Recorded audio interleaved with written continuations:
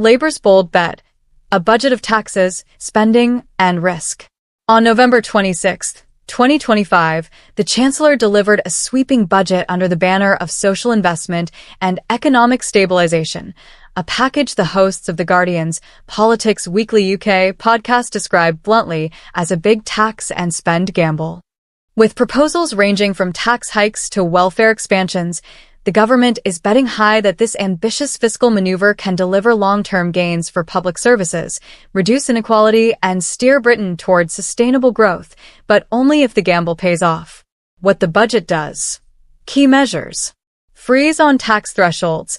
Income tax and national insurance thresholds will be frozen until 2028, increasing the number of people pushed into higher tax bands as wages rise. New mansion tax and wealth-related levies. Properties worth over £2 million will face a new surcharge.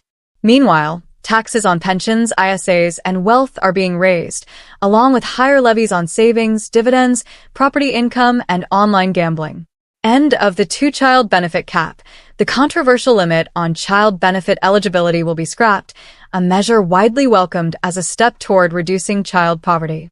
Support for working people and public services. Minimum and living wages will increase, and public investment in health, education, and apprenticeships will be maintained or expanded. Tougher stance on online gambling and betting. Major increases in tax duties on remote gaming and online betting are expected to raise substantial revenue by 2029 to 30, fulfilling a pledge to hold industries accountable for social harms. What the podcast hosts and critics say. Optimism, with caveats. The speakers on the podcast, seasoned political journalists, caution that while this budget does offer clear wins in terms of social justice and public spending, it also carries significant risks. On the one hand, by funding welfare reforms, scrapping the two-child cap, boosting wages, and targeting wealth through taxation, the government has leaned into its promise of building a fairer society. On the other hand, the tax increases, especially via threshold freezing and new levies, may hit working people hard, effectively functioning as stealth tax rises. The question remains whether the economic growth and public service payoff will justify the burden.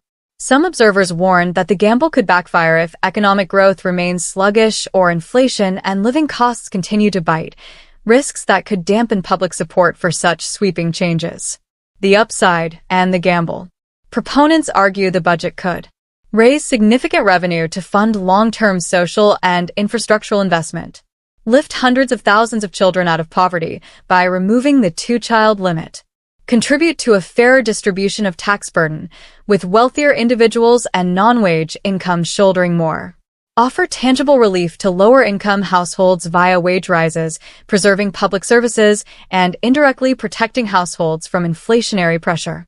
But the gamble lies in trusting that economic growth keeps pace with the increased tax burden. The tax rises don't stifle consumer spending or investments. The gains in public services and welfare outweigh the pain felt by taxpayers, especially working households. A pivotal moment for Britain's economic path. This isn't a cautious, incremental budget. It's a bold attempt to rebalance Britain's economy, welfare, and public services in one go. As the hosts of the podcast ask, has Rachel Reeves, and by extension the government, done enough to silence critics? Or is this budget a moment of recklessness under the guise of social reform?